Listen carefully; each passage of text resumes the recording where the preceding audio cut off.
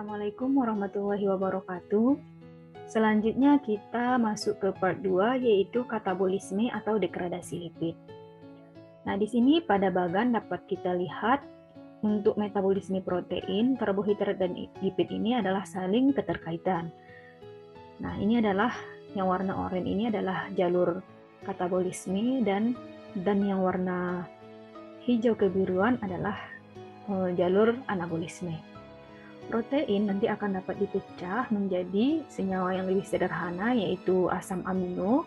Kemudian asam amino dapat memasuki tahapan glikolisis atau dapat diubah menjadi pirufat. Kemudian untuk asam amino sendiri juga dapat diubah menjadi asetil-CoA. Nah, asetil-CoA ini nantinya dapat memasuki jalur sintesis lemak atau membentuk asam lemak kemudian membentuk lipid. Selanjutnya juga dapat memasuki siklus Krebs yang nantinya menghasilkan energi. Nah, untuk karbohidrat berupa polisakarida akan diubah menjadi monosakarida dan berupa glukosa, dan glukosa nantinya akan mengalami glikolisis akan membentuk pirufat dan asetil-CoA. Nah, sama seperti protein tadi, asetil-CoA dapat digunakan sebagai prekursor pembentukan lemak. Sedangkan untuk lemak atau lipid dapat didegradasi atau mengalami katabolisme dan membentuk gliserol dan asam lemak. Gliserol akan dapat diubah menjadi gliseraldehid 3-fosfat. Kemudian membentuk pirufat atau juga dapat mengalami gluconeogenesis. Selanjutnya, asam lemak akan dapat diubah menjadi asetil-CoA, memasuki siklus Krebs, kemudian menghasilkan energi. Nah, supaya lebih paham lagi, kita akan bahas metabolisme atau katabolisme lipid ini secara lebih rinci. Untuk metabolisme lipid, sebagian besar terjadi di organ hati, kemudian juga dapat terjadi di jaringan adiposa.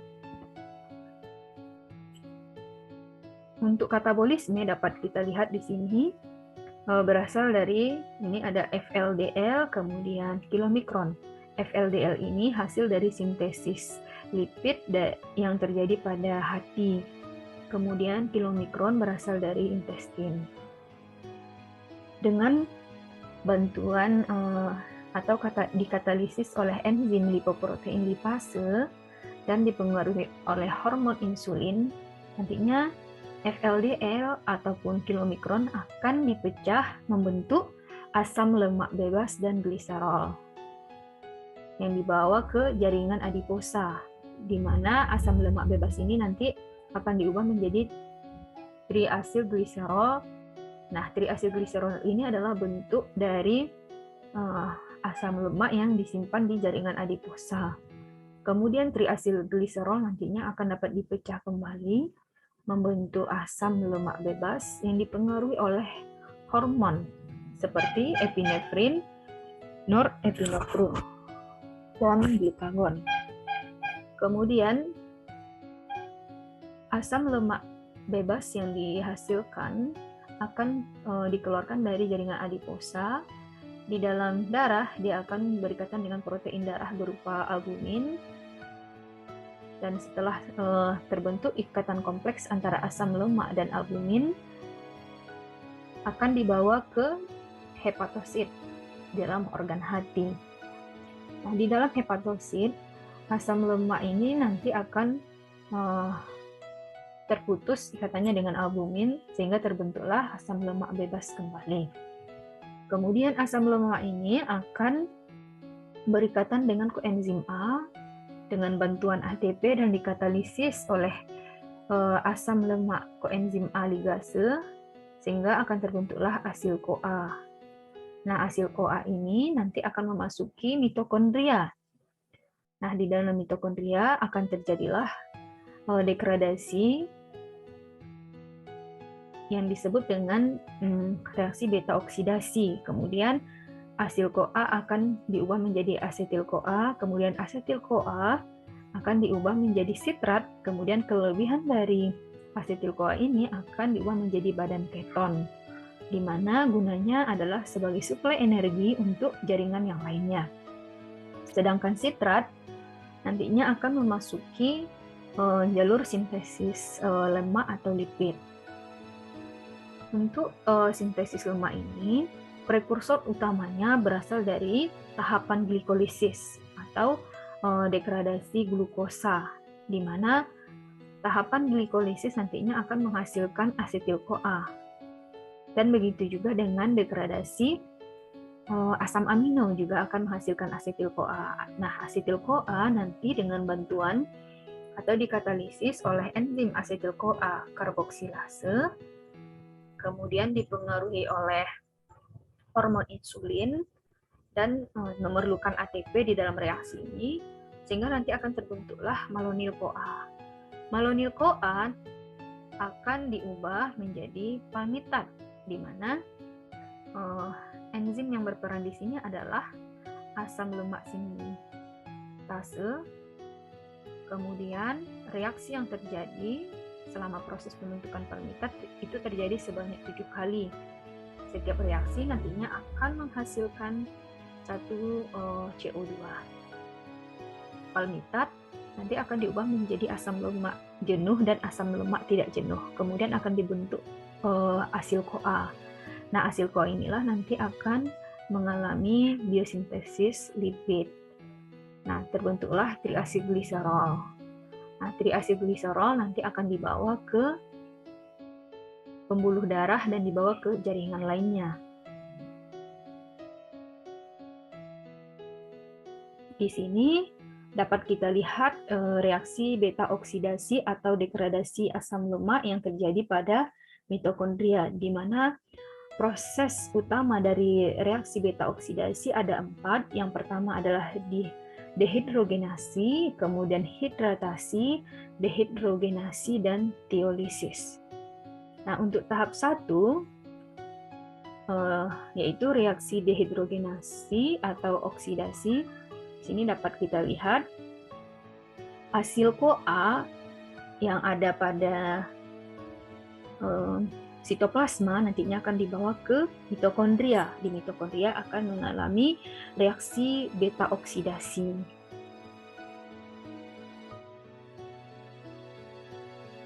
Nah, di sini dapat kita lihat untuk fatty acyl-CoA ini nantinya dengan bantuan acyl-CoA dehidrogenase akan membentuk trans-enoyl-CoA, di mana pada atom karbon C nomor 3 ini atau beta nantinya akan mengalami oksidasi sehingga terjadi ikatan rangkap antara C2 dan C3. Selanjutnya pada tahap yang kedua adalah proses hidratasi. Proses hidratasi ini adalah penambahan molekul air ke ikatan rangkap enoyl-CoA, di mana di sini enzim yang berperan adalah enoyl-CoA hidratase. Jadi dapat kita lihat ini tahapan yang pertama tadi, kemudian ini tahapan yang kedua atau hidratasi. Ini ada ikatan rangkap karena terjadinya hidratasi atau penambahan molekul air ke ikatan rangkap enoyl-CoA, maka ikatan rangkap ini putus. Kemudian dia akan berikatan dengan OH. Selanjutnya tahap yang ketiga adalah dehidrogenasi. Pada reaksi ini, gugus OH pada atom karbon nomor 3 atau C3 dioksidasi menjadi gugus karbonil atau dehidrogenasi. Adapun enzim yang berperan di sini adalah hidroksi asil-CoA hidrogenase. Dan akan terbentuklah senyawa beta keto asil-CoA.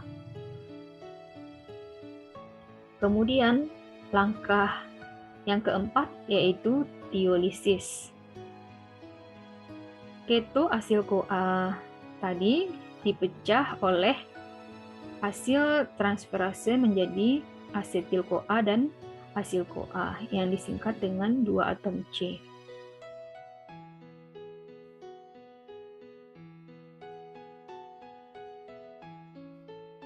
Nah, selanjutnya mari kita lihat bagaimana transfer asam lemak dari sitoplasma ke mitokondria tadi, di mana asil CoA dia di dalam transfer ke mitokondria tidak bisa langsung, melainkan hasil dari degradasi lipid tadi yaitu asil CoA dengan bantuan enzim atau dikatalisis oleh enzim karnitin palmitoyl transferase nanti akan berikatan dengan karnitin sehingga terbentuklah asil karnitin. Nah, asil karnitin inilah nanti yang memasuki mitokondria melalui sistem transportasi.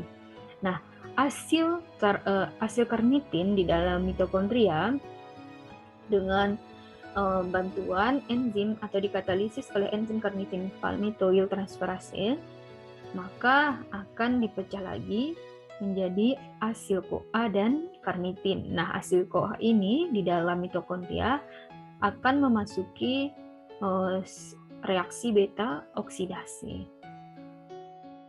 Nah, sekian. Selanjutnya kita masuk ke part 3 atau anabolisme lipid.